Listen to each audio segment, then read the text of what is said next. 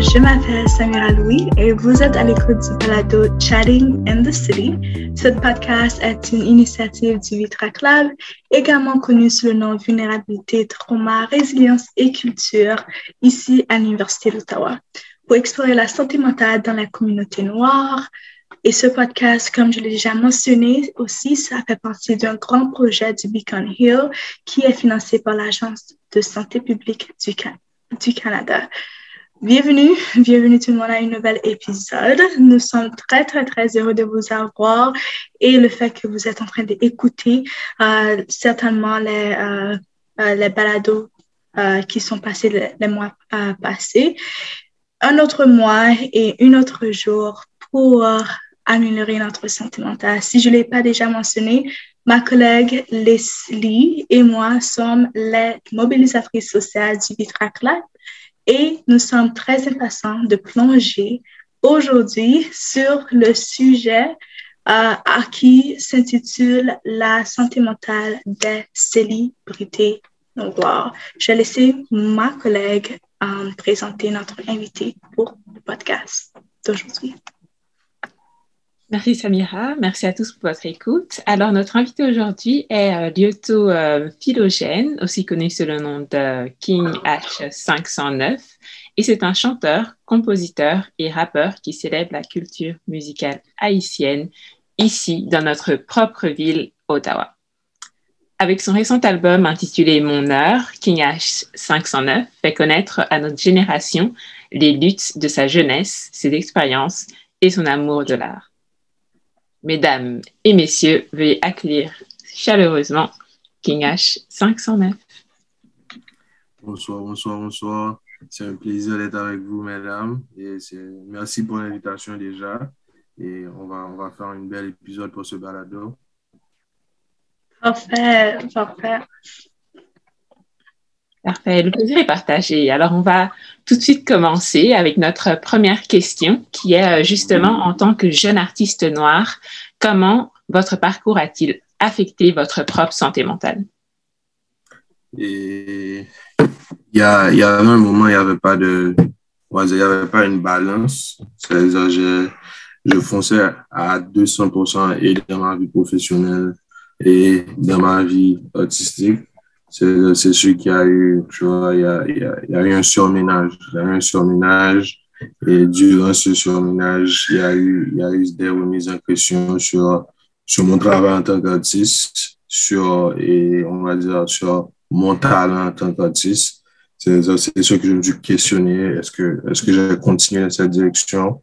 Ou bien est-ce que j'ai juste, tu vois, resté dans le milieu professionnel, vu que je suis déjà dans le milieu professionnel? Et durant ce surménage, je vais pas dire il y a eu des moments de dépression, mais il y a eu des journées dépressives, tu vois. Et oui, c'était au début, quand j'ai décidé de faire la musique, alors que je venais de commencer mon emploi, il y avait pas une bonne balance, je veux dire. Et cette balance a créé un surménage qui, tu vois, j'ai payé les conséquences pour. Mm-hmm. Et justement, est-ce que quand vous y pensez, est-ce qu'il y a comme des stigmas ou comme certains stéréotypes qu'on se trouve dans la communauté à l'encontre des personnes, justement des jeunes artistes noirs qui veulent se lancer dans le monde de la musique? Oui, c'est sûr, parce que c'est sûr que j'ai déjà eu des commentaires de certaines personnes qui m'ont dit, tu vois, genre, encore un autre noir qui veut faire de la musique, tu vois.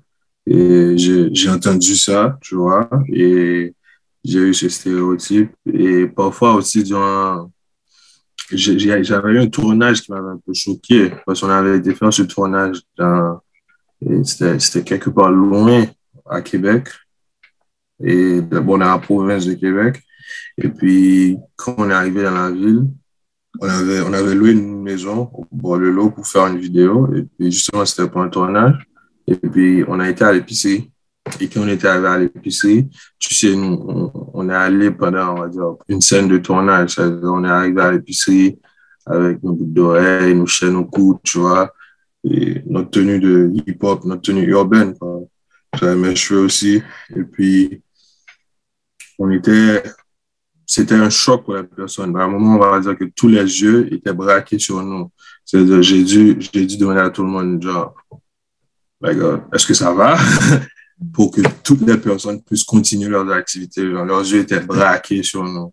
Tu vois? Il y a eu des stéréotypes, oui. Penses-tu que oui, tu as mentionné tu as ce stéréotype en tant qu'artiste noir, mais je sais aussi que tu as ton amour pour Haïti que je partage aussi. Est-ce qu'il y a eu certains stéréotypes ou quelque chose qui t'a choqué en tant qu'Haïtien ici au Canada qui est en train de vraiment parcourir ce chemin artistique? Est-ce qu'il y a eu des moments choquants en tant qu'Haïtien pour toi? Et oui, oui, oui. Par exemple, je peux te dire que, et je ne sais pas si tu peux partager cette histoire, mais ok, let's go. En tant qu'Haïtien, par exemple, tu fais la musique au Canada, ok? Et puis c'est sûr que tu vas essayer de pousser ton art dans le réseau haïtien directement en Haïti. Et là, quand c'est le temps de faire cette promotion, ils vont te demander une jambe, un bras, tu vois. C'est-à-dire, ils te demandent des prix exorbitants, tu vois. Et puis, automatiquement, pour eux, le fait que tu as un diaspora, c'est-à-dire que tu vois, tu as beaucoup d'argent, c'est-à-dire ils vont essayer de t'épuiser financièrement. J'ai connu ces impasses et c'est pas tout le temps facile de travailler avec la communauté haïtienne. On va dire ça comme ça. Parce que j'aime quand même ma communauté. Oui, il y a certains trucs qu'il faut arranger, mais c'est pas la communauté la plus facile. Même en termes de support aussi, tu vois. Par exemple, au lieu de, au lieu de supporter, ils vont préférer questionner, critiquer, tu vois, avant, avant de te supporter, tu vois. Je pense que maintenant, en tout cas, pour avoir le respect que j'ai maintenant, tu vois, j'ai dû rester consistant. Au début, quand je venais de sortir mes sons, c'était juste des questionnements, ok, mais pourquoi il veut faire la musique, tu vois. Et déjà, je viens de graduer à l'université, alors les gens critiquaient le fait que, et pour eux, j'étais con parce que je décidais de faire la musique alors que je pourrais, on va dire, pousser dans les études et puis pousser avec une carrière de 9 à 5 plus stable. Mais, tu vois, chacun fait ses choix. Ouais, je comprends tellement ce que tu as dit que comme des fois les personnes que tu penses ou de la communauté que tu penses que tu pensais qu'elle allait te supporter, allait être là pour toi, they end up by backstabbing you. So comme c'est très choquant, mais est-ce que ça a changé? Je sais que tu dis que tu aimes toujours ta communauté, mais est-ce que ça a changé ta perspective en tant qu'artiste sur le support que tu aimerais avoir? Comme quel type de support que tu aimerais avoir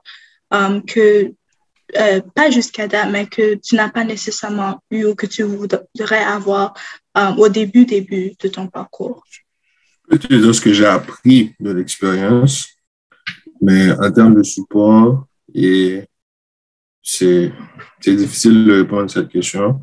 Justement, c'est une fois que j'ai compris la leçon, si je t'explique, tu vas voir pourquoi c'est difficile de répondre à cette question. Parce que ce que j'ai compris avec cette expérience, c'est que l'industrie de la musique, on va rien te donner.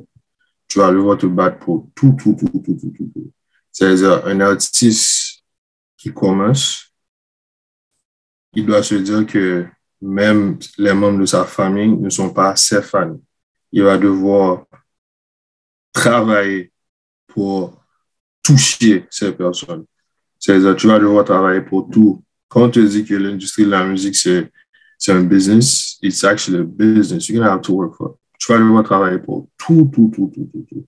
Tu vas devoir, on va dire, comme ils disent en anglais, you gotta pay your dues. Tu vas devoir travailler, tu vas devoir faire tes preuves. avant qu'on te donne un minimum de respect. Quand on te donne ce minimum de respect, tu vas devoir travailler 2 fois encore plus pour leur prouver que tu as le talent. Et même quand tu leur prouves que tu as le talent, ils vont dire, ah, on va voir s'ils pourront le refaire encore une fois. Tu vois, alors tu vas tout le temps te prouver. Alors, c'est pas facile.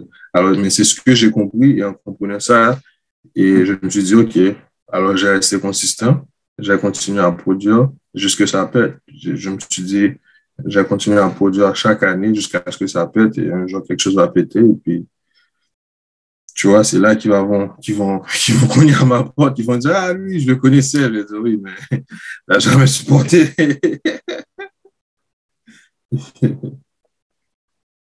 Je sais, je pose la question, mais est-ce que j'oublie vraiment le mot en français, mais est-ce que ce constant, like, grinding and hustling a eu comme des effets négatifs comme sur ta santé, soit physique, mentale, ou comme, est-ce qu'il y a eu comme des gros effets ou c'est juste que comme la consistance, ça juste continue, ça continue, ça continue, ça continue Bon, jusqu'à... il y a eu des effets. Il y a eu des effets parce que je suis devenu, on va dire, un maniaque du travail. C'est-à-dire, je travaille toujours. Tu vois, j'ai de longues journées. Je me réveille bon, quand je me réveille le plus tard, on va dire, je me réveille à 8h, 8h30. Sinon, je me réveille à 6h30 et 7h d'habitude. Et c'est des journées, on va dire, jusqu'à 11h30 minuit. So, ça fait que je travaille beaucoup. Parce que justement, l'heure est coûteux. Pour pratiquer n'importe quel type d'heure, ça va te coûter. C'est-à-dire, toi-même, tu dois avoir des ressources financières pour pouvoir produire. Et pour avoir ces ressources, il faut travailler, tu vois. Alors là, je suis obligé, alors pour rester consistant, je suis obligé de travailler de longues heures, 6 jours par semaine. C'est sûr que, tu vois, il y a eu le surménage dont je te parlais tantôt, il y en a pas, il y en a eu plusieurs. Il y en a eu plusieurs, tu vois. Non, c'est vraiment intéressant ce que tu dis parce que c'est vrai que on n'en passe pas souvent, comme ben, surtout nous en tant qu'auditeurs de musique, mais c'est clair qu'il y a tellement comme d'impact que ce soit sur la santé mentale et puis comme ce constant, comme tu disais Samira, comme grind et comme cette obligation un peu entre guillemets de devoir toujours faire plus, surtout en tant que personne ici des communautés noires. Puis je pense que justement Samira t'avait une étude qui pointait un peu justement sur ce niveau-là, comme nos préconceptions sur la thérapie au sein des communautés noires. Oui, c'est ça que parce que même à la, nous avons dans la communauté noire, il y a comme ce manque de, OK, je sais que je dois toujours donner mon comme 100 000% soit dans la carrière, soit dans mes études, etc. Mais lorsqu'on réalise des fois que, OK, quelque chose ne fonctionne pas, il n'y a pas la balance, comme j'ai besoin d'autres ressources, spécialement le fait que comme tu l'as déjà mentionné, que je n'ai pas ce support de ma communauté ni de ma famille des fois, mais il y a comme cette barrière des fois que je parle toujours d'aller chercher ces ressources. Et c'est ça que comme l'étude nous a dit que 63% des Noirs pensent que le fait d'avoir un problème de santé mentale est un signe de faiblesse. Et ça affecte considérablement le fait que ça réduit les ressources de santé mentale qu'ils peuvent y avoir, qu'ils peuvent aller chercher. Et je sais que en passant à travers les médias sociaux, que j'ai passé à travers un des posts de Michael B. Jordan où il a dit, honnêtement, la thérapie, le simple fait de parler à quelqu'un m'a beaucoup aidé. En tant qu'homme, on a beaucoup de mal à faire ou juste être correct et tout le monde a besoin de se déballer et de parler. Et je sais que tout le monde, à un point, le mois passé, parlait à propos de l'incident de Will Smith là, au Oscar. Alors, c'est juste, j'étais en train de penser, comme à la lumière de l'incident de Will Smith aux Oscars, pensez-vous, comme juste ceux qui sont en train d'écouter, juste à toi aussi, Eugène, comme que nous aurions des personnes qui sont un peu plus saines dans notre communauté, c'est la stigmatisation de la thérapie est pour les personnes faibles était comme, on ne peut pas dire totalement éradiquée, mais au moins à 90% éradiquée. Je suis d'accord. D'ailleurs, juste, tu vois, juste le fait d'avouer que j'ai eu des journées de dépression, ça peut te montrer à quel point que moi-même, je suis imbu du problème. Et d'ailleurs, j'ai déjà vu un psychologue dans le passé. Et malgré ça, à l'époque où j'avais vu le psychologue, je traversais une dépression. Mais malgré que je vois un psychologue, je n'avais pas compris ça. J'ai compris ça. Je vois le psychologue quand j'avais peut-être 9 ans jusqu'à mes 10 ans. J'ai compris que c'était une dépression peut-être quand j'avais 22 ans. C'est-à-dire, ça m'a quand même aidé. C'est ça qui m'a amené vers là, justement. C'est à propos de la thérapie. C'est avec la thérapie que j'ai réalisé que l'écriture était pour moi une thérapie, une façon pour moi de surmonter mes peines, de passer à travers mes moments de joie, mes moments mes mauvais moments. Et l'écriture est toujours une thérapie pour moi. Tu vois, comme tu as dit tantôt, juste le fait d'en parler, ça aide. C'est-à-dire, juste le fait d'écrire à propos de ça m'aide énormément. Et Dieu merci, j'ai une formidable compagne aussi. C'est-à-dire, on est assez ouvert, je peux parler avec elle aussi. Trouvez-vous des compagnons qui sont assez ouverts et qui peuvent vous écouter. Ça aussi, c'est important. Et puis, une dernière chose que je peux ajouter comme conseil, c'est définitivement d'avoir une balance dans la vie. C'est-à-dire, un moment pour travailler, un moment pour passer du temps avec la famille, un moment pour se divertir, tu vois, un moment pour faire une activité qu'on aime, que ce soit l'écriture, la danse ou quelque chose d'autre, tu vois. C'est-à-dire, il faut bien séparer son temps, prendre du temps pour soi-même, écouter son corps aussi. C'est très important, écouter son corps. Parce que parfois, on a tendance à pousser le corps et après, on craque. Non, absolument. Et c'est vraiment des bons conseils là, que tu viens de donner, comme là, tu viens de dire, écouter son corps, puis avoir un bon soutien social et puis aussi déconnecter parce que, évidemment, là, avec l'ère des réseaux sociaux et puis comme de tout le monde un peu connecté, surtout c'était la pandémie, ben, c'est clair que souvent on est un peu trop focus sur la technologie. Donc, je pense que c'est vraiment un bon conseil que tu dis, un peu déconnecté. Mais avant justement qu'on conclue ce podcast, est-ce que tu aurais comme d'autres mots d'encouragement ou comme d'autres mots, un peu des conseils, comme tu viens de dire, un dernier mot à nous donner? Comme dernier mot, je peux dire à n'importe quel artiste qui écoute aujourd'hui, si vous êtes passionné de quelque chose et que vous avez une folie, mieux vaut regretter d'avoir essayé, de ne regretter de n'avoir jamais essayé. Alors, vivez vos folies, allez-y à 200%, tout en gardant une balance dans la vie. Est-ce que toi-même, quel effort que tu fais pour créer ce balance dans ta vie? Parce que je sais que tu as déjà partagé que you're such a hustler. I could never. Mais pratiquement parlant, comment est-ce que tu crées cette balance dans ta vie? Pratiquement, je peux te dire que... D'ailleurs, tu vois, je vais te donner une anecdote.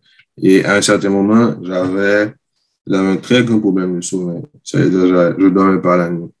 Tu vois, et je ne dormais pas la nuit durant la semaine et le week-end, et je faisais la fête. So, ça faisait longtemps que je n'avais pas dormi. Et avec la pandémie, justement, j'ai eu le temps de dormir.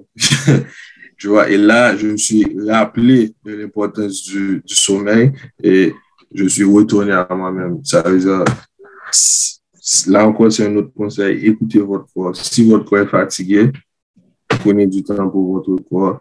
L'art et la passion peut toujours attendre. Ça ne va pas déranger si on met ça sur pause. Si on prend une pause dans sa carrière artistique, prenez des moments pour votre corps, passez du temps avec la famille. C'est très important. Passez du temps avec la famille, les amis, passez des bons moments.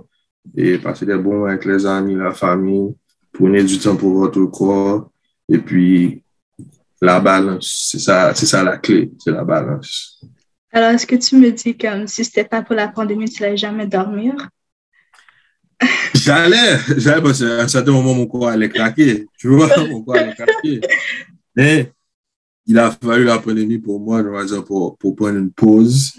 Et puis, tu vois, me renfermer sur moi-même, me reposer. Et d'ailleurs, c'est pendant la pandémie que j'ai terminé mon premier album. Tu vois, je me suis reposé et j'ai eu plus d'inspiration, je suis devenu plus productif. Et puis, j'ai recommencé on va dire, à me donner cette habitude d'aller me coucher à une certaine heure, même si j'ai pas sommeil, c'est-à-dire juste me coucher jusqu'à ce que je m'endors. Oui, tu vois. Est-ce que c'est lorsque tu prends un peu de temps pour toi-même que tu as tes inspirations, soit pour ton album, ou est-ce que c'est pas comme lorsque tu vas quelque part d'autre, tu vois les différentes cultures, etc. Comme, où est-ce que source vraiment tes inspirations pour tes albums? J'ai deux types d'inspiration. Jusqu'à présent, j'ai deux types d'inspiration qui viennent à moi et que c'est nécessairement que je suis plus inspiré. Et la première, c'est quand même très marrant. La première façon, c'est l'ambiance. C'est-à-dire, aller en boîte de nuit, faire la fête, ça m'inspire énormément. Et la deuxième façon, c'est soit l'amour que j'éprouve pour les miens ou l'amour que mes proches ont pour moi. Ça aussi, ça m'inspire beaucoup, je crois. Yeah, that's deep parce que comme tu apprends beaucoup de ton entourage, ça juste comme ton environnement, etc. Ton environnement pratiquement te forme vraiment. Alors comme de vraiment comme retrouver ça dans ton art, dans la musique, c'est comme ça, c'est assez bon. Là. That's cool. J'avais juste une dernière question parce que je sais que des fois, j'ai une question pour toi. Je sais que tu continues, puis honestly, comme I wish you all the best, que comme toi, tu peux continuer à aller plus haut et plus haut. Bon, est-ce que tu penses que comme lorsque tu vas atteindre un niveau où comme tu es vraiment, vraiment célèbre, tout le monde va comme dire, comme tu pourras sortir, c'est tout est barricadé, tout ça. Comme est-ce que tu penses que tu vas avoir toujours comme cette même mentalité à travers ta musique ou est-ce que tu penses que tout va changer parce que c'est un différent type d'environnement? On va se donner rendez-vous dans, on va dire, 4-5 ans. Et puis là, je vais retourner, je réponds. C'est une bonne question. C'est une bonne question. Et j'aimerais avoir cette même mentalité. Et j'aimerais avoir le même entourage que j'ai présentement parce que dans le passé, il y a plusieurs personnes qui ont quitté mon entourage et là, j'ai vraiment des personnes qui m'aiment dans mon entourage. Je sais qu'ils croient en moi, tu vois, ils m'aiment à 200%. J'en suis sûr, tu vois. Et j'aimerais avoir ce même entourage. J'aimerais arriver à ce niveau avec cet entourage et puis vivre avec cet entourage. C'est ce que j'espère en tout cas, tu vois. C'est ce que j'espère. Et en tant que comme ta santé mentale, est-ce que tu penses, parce que des fois, il y a des personnes qui pensent qu'il y a cette narrative que je suis trop célèbre, je n'ai pas besoin de ça, je n'ai pas besoin de ci, ça besoin de ça. Mais est-ce que tu trouves que comme ça sera hyper important encore plus d'avoir ce besoin de trouver des ressources et de prendre soin de ta santé mentale, comme de prendre des pauses, comme tu l'avais déjà mentionné.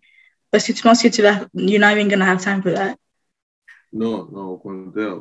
Et il y a des pauses. Il y a des pauses. D'ailleurs, là, présentement, je suis en pause pour retourner en force. Et il y aura toujours des pauses. Aussi, ce que je peux dire aussi, c'est que moi, je suis conscient de l'énergie que ça demande pour un artiste. Je sais que à partir de, on va dire, entre 36 et 38 ans, et c'est sûr que je serai plus un artiste devant la scène, mais de préférence en production, à gérer, tu vois, d'autres personnes. Je pense même déjà à prendre mon recul pour juste, tu vois, vivre avec mes enfants en tant qu'adolescent, profiter de leur jeunesse et faire autre chose. Parce que je sais que si je reste à fond comme ça dans la musique, dans cette industrie pendant 20 ans, ça peut, tu vois, ça peut rendre fou. Je vais prendre un recul à un certain moment.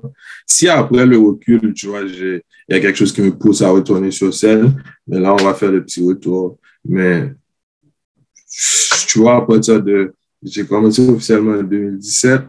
Présentement, j'ai 28 ans. Il me reste encore 10 ans. 10 ans. Après ça, je prends un recul. Je vais juste profiter de mes enfants, vivre avec ma famille, tu vois. Mm-hmm. Puis c'est tellement important, comme je sais qu'il y a tellement d'artistes qui justement prennent ces pauses même dans leur carrière, puis souvent les fans sont un peu comme upset, comme on se questionne sur pause maintenant, mais non, comme tu as dit, je pense que c'est vraiment important comme de prendre du recul à un moment donné, puis d'écouter son corps, puis je pense que c'est l'artiste qui sait le mieux quand c'est le moment de prendre une pause. Donc, Quand tu réfléchis, c'est n'importe quelle carrière, parce que j'essaie d'imaginer. Admettons que je sais pas, que tu sois pauvre. Après 10 ans de carrière, est-ce que tu penses pas que tu vas avoir, je sais pas, un an de pause juste pour voir est-ce que je vais continuer à enseigner ou bien est-ce que j'ai aller écrire des livres? Tu vois, juste pour prendre un recul. Parce qu'il y a des gens qui pensent qu'à 30 ans, 40 ans, ta vie est finie, mais moi, je pense que c'est des opportunités pour recommencer quelque chose d'autre. Tu vois, c'est un peu ma façon de voir les choses. mm-hmm. Absolument. Ben c'est ça, c'est tout pour notre podcast aujourd'hui. Je sais pas si tu as comme un dernier mot avant qu'on lance notre conclusion. Oui, c'était King A509 avec vous. Allez me suivre sur toutes les plateformes de médias sociaux ou tapez kinga509.ca sur Google. Vous allez avoir accès à toutes mes vidéos, mes entrevues, toutes mes ressources. Ouais. Super. Ben, merci beaucoup, Lieto, d'avoir été avec nous aujourd'hui. Puis merci à tous d'avoir écouté l'épisode du podcast du jour.